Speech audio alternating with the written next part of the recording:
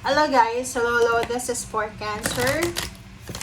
Cancer, welcome dito sa aking channel. Oh, sorry. This is for the week August 10 to 16 para sa lahat ng Cancer. I hope na makaresonate kayo dito guys. Oh, privileged lady, number 12.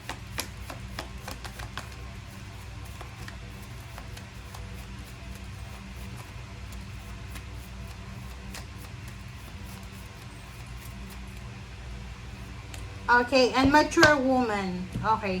So, sa nakikita ko dito, Cancer, you're dealing with women. Okay? Women siya. Mga babae. Maybe you're dealing with your mother, or your sister, your auntie. Parang ganon.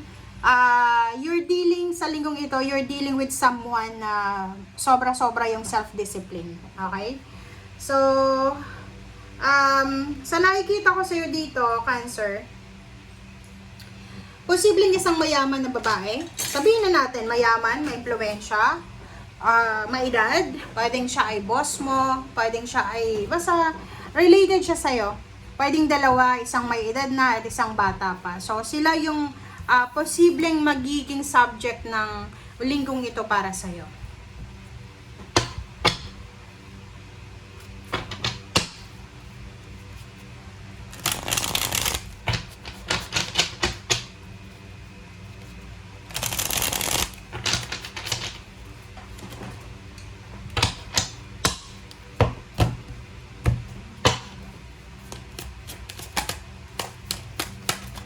Okay.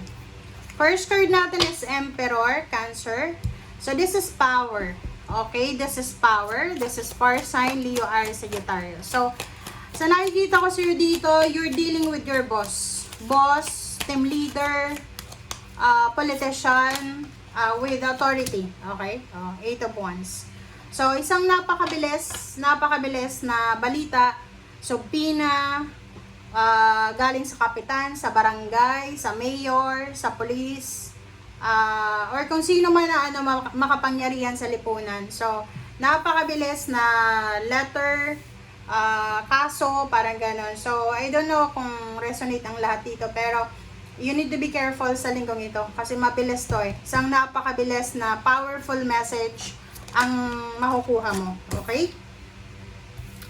Knight of Wands. So, yun, fire sign pa rin. Sobrang fiery ng linggong ito, guys. Okay, so, isang desisyon ang posibleng kailangan mong gawin. Okay, isang desisyon ang kailangan mong gawin. And, posibleng ganito yon. Halimbawa, ilang beses ka nang nagko-contemplate kung mag-a-apply ka ba ng trabaho, international or local. Or ilang beses ka nang nagko-contemplate kung magta-travel ka ba. Kasi isang desisyon ang posibleng matagal mo nang iniisip na posibleng mabilis mo siyang mapagdedesisyonan sa ngayon. Okay? Page of Wands. So, sinasabi ng bara sa'yo dito na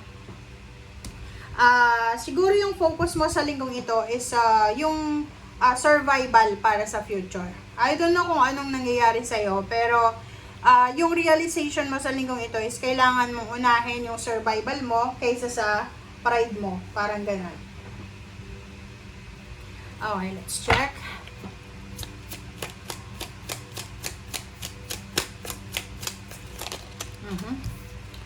Wheel of Fortune. So, sinasabi ng bara sa'yo dito na maraming possibilities sa linggong ito na pwedeng magbigay ng pagbabago sa buhay mo, magdala ng pagbabago sa buhay mo. Yun na nga.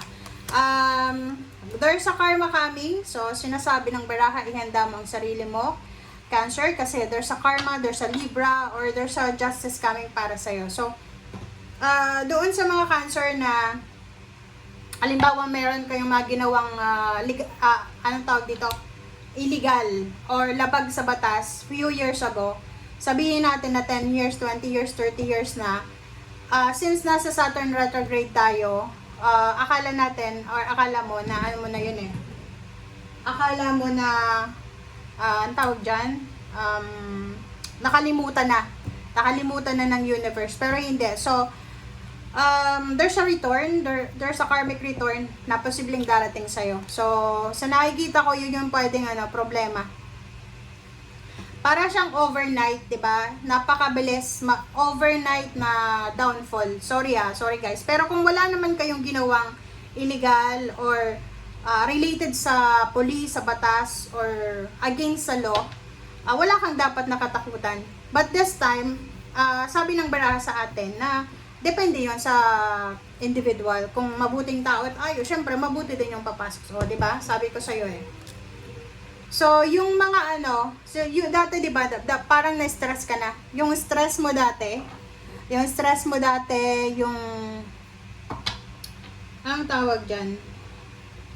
Yung stress mo dati, yung naging trauma mo, yon ang tamang word dyan.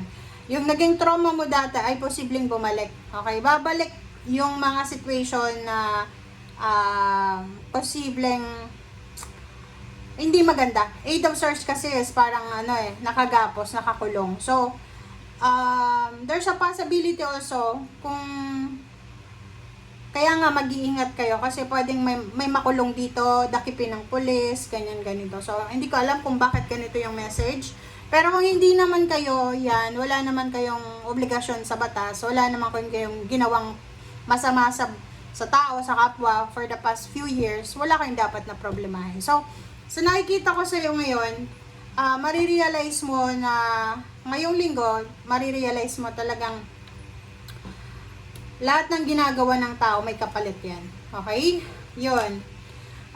Ace of Wands. Yung iba naman sa inyo dito yun, di ba? Yung iba wala namang problema. Pero yung iba, yun, kung may mga ginawang masama, ihanda nila yung sarili nila kasi there's a karma. Pero sa'yo, kung halimbawa hindi ka naman resonated sa una, dito sinasabi na there's a fast relationship na madedevelop sa linggong ito.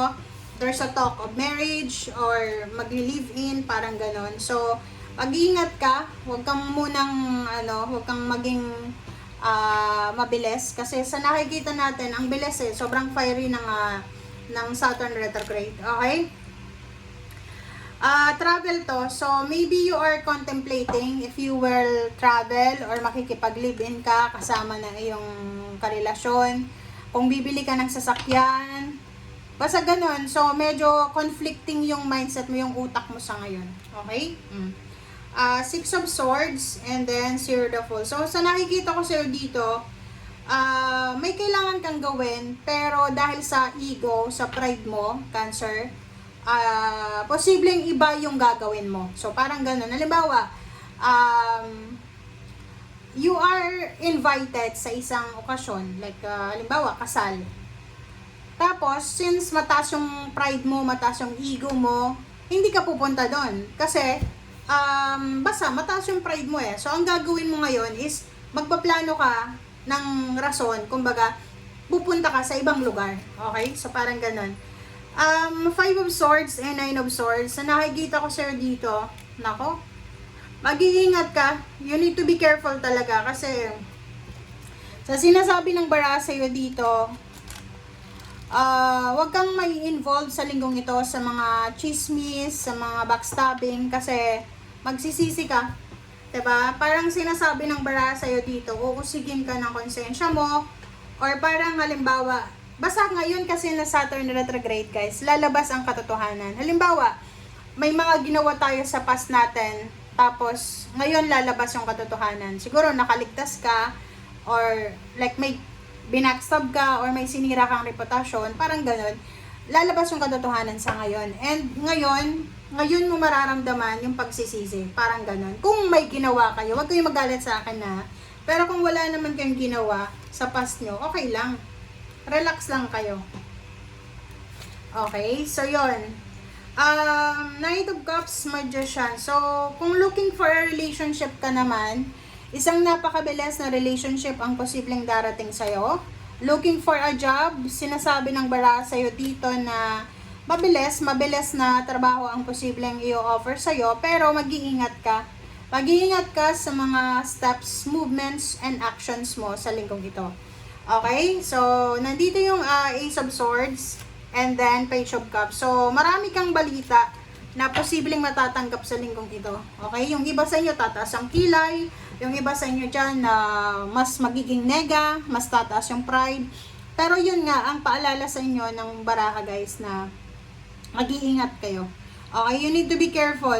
Doon sa may mga kasalanan, maybe 20 years ago, 15 years, 10 years, or ilang taon na kayo, dekada na yung kasalanan nyo, this is the payback time, guys. Okay, walang makakaligtas. Okay, pero kung wala ka namang kasalanan, mag-relax ka, relax. Okay, kasi hindi yan para sa'yo ang reading na to. Etong reading na to ay para doon sa mga may kasalanan. Okay, bye!